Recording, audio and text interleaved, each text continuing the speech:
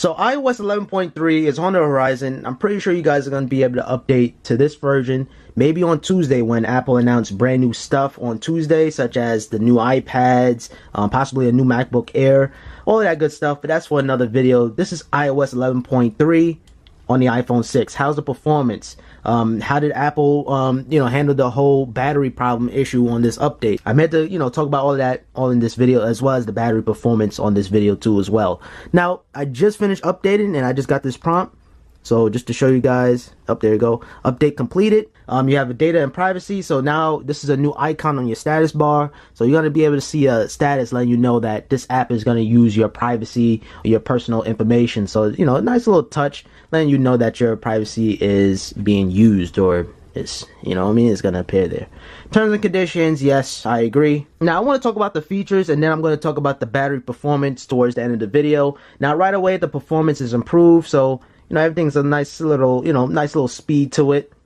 Obviously everything varies on your internet connection. Now, one thing you're gonna notice right away, you're gonna have some brand new splash pages. Of course, you have that icon, the privacy icon, which is gonna appear in your status bar. Pretty much exactly the same thing. iOS 11 App Store, nothing really too new. Now, the only new thing is supposed to be here. You're supposed to see like the sizes of the update, but I can't. Oh, there it is. There it is. So you can see the size of the update. So if you have a 16 gigabyte iPhone, now you can see, okay, this is a gigabyte update. So I'm not going to do it. I'm going to save some space. And yeah, so now you can see that. So I feel like that should have been on iOS since day one, or since the App Store launch. But hey, better late than never, I guess. You can actually tap on this action, so you can see what's the top action app right now. So Fortnite and PUBG is taking over the App Store right now. So yeah, video on that coming soon though. Alright, so now you have iCloud messages. So you're gonna see messages here, and basically all it is, everything is gonna pass throughout your old devices. So iCloud messages, pretty cool. Everything is just gonna pass through. Now I thought it can do that already, but I guess not. But yeah, that's iCloud messages. I guess if you have enough iCloud space, give it a shot. One annoying thing about iOS 11, which they did fix on iOS 11.3, is all your messages will be all over the place, all scrambled. So this is my brother here. So everything will be out of place, out of order. So that is now fixed. Now another thing too, you have businesses, so you can contact Lowe's, or you can text Home Depot, the whole entire conversation, and you can just chat with them. Am I going to use that? Maybe. I don't know. Next up, you have AR. AR is improved. Okay, I don't know if you guys care about that. Now, even though AirPlay 2 and multi-room support is here on iOS 11.3, you cannot pair two HomePods together at once. Right now, you can't do that. But I guess when it's Tuesday, when the official launch of iOS 11.3 release, this GM is pretty much done, but I think they just need to tick that on. It's like a switch maybe, and we could probably have that. But we have the prompts. They just need to enable it. I don't know why they're waiting, but hey, that's Apple for you. But I don't have two HomePods, so it really don't matter to me. I'm always swiping up from the top because I have my iPhone 10. I'm really trying to get to the control center. So if I 3D press that, you can see my HomePod there.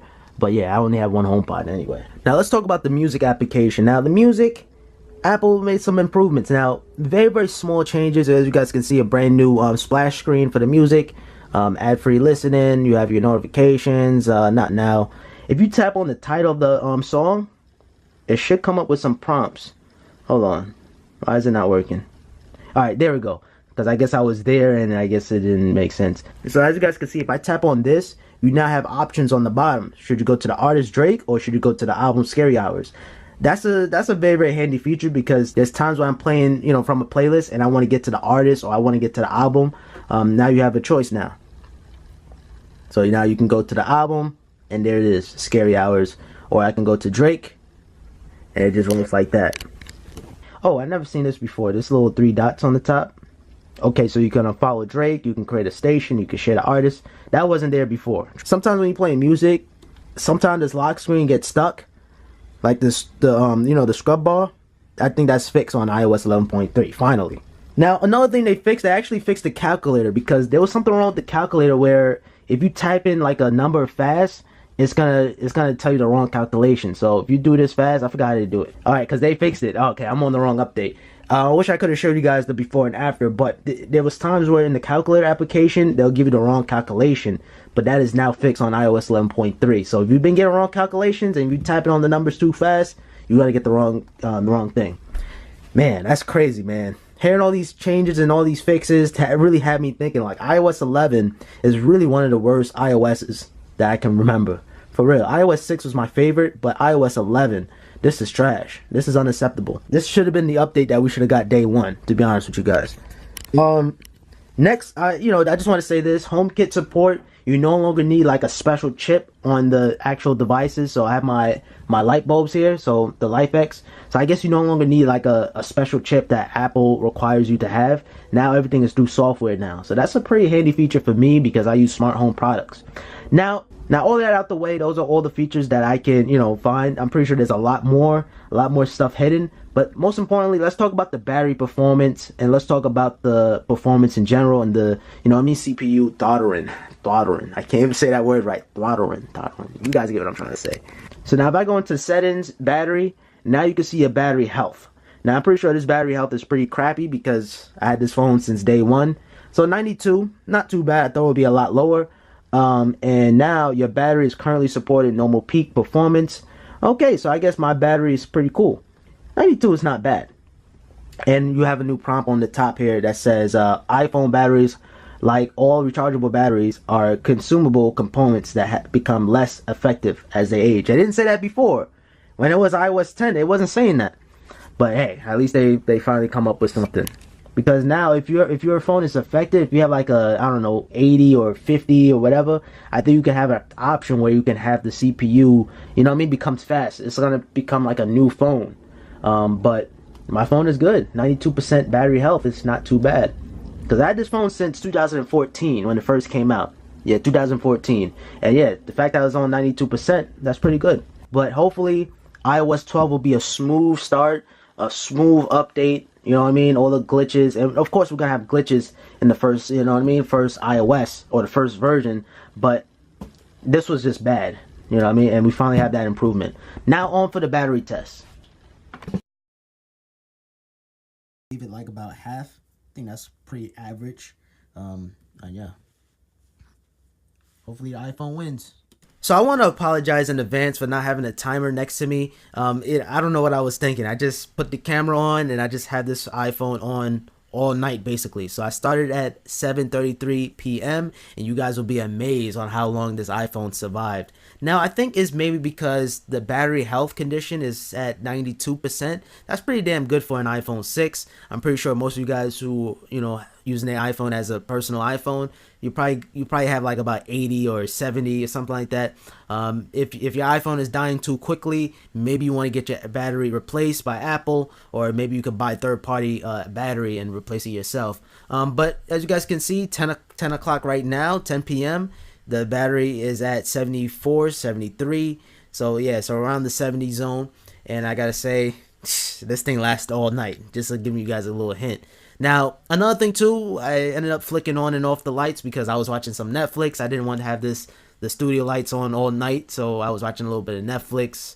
And then after a while, I fell asleep, so this camera was on throughout the whole entire night. And I was using my iPhone 10, so I couldn't use my phone. It was on airplane mode, and it was on the charger, so the phone doesn't die. And fun little fact, I was shooting another video while this iPhone was recording, so I needed my actual camera to record the booster board video you guys saw the other day.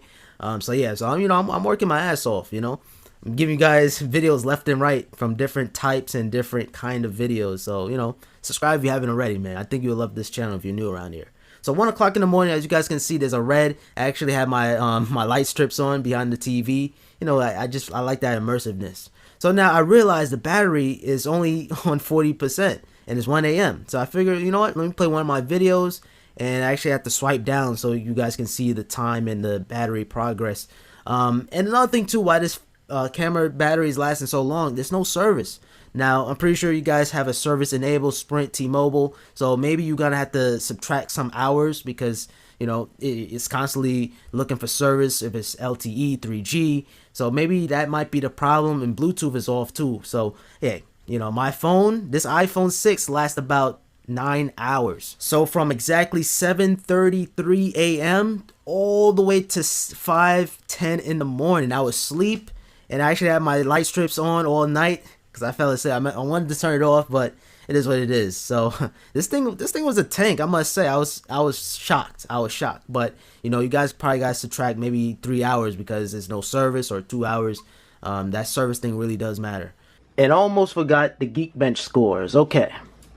The Geekbench, this is gonna give you an idea on how fast or how much of an improvement iOS 11.3 is on the iPhone 6. So I'm gonna run this quick little Geekbench score. And there you have it, ladies and gentlemen. A score of 1565 single core and 2688 multi-core score. So comparing that to iOS 11.2, so the last beta that I tested. So yeah, the last score, as you guys can see, yeah, so it's definitely improving. iOS is definitely improving from here on out. Another thing too, I want to quickly run just a little performance test. Let me launch up YouTube. Oh, that took a little long. I ain't gonna lie. Spotify.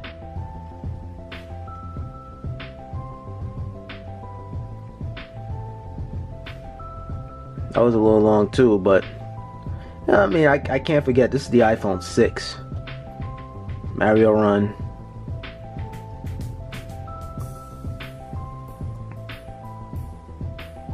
Damn, this thing is taking forever. And you know, after using the iPhone 10, you know, I'm just so used to that speediness. Subway Surfer.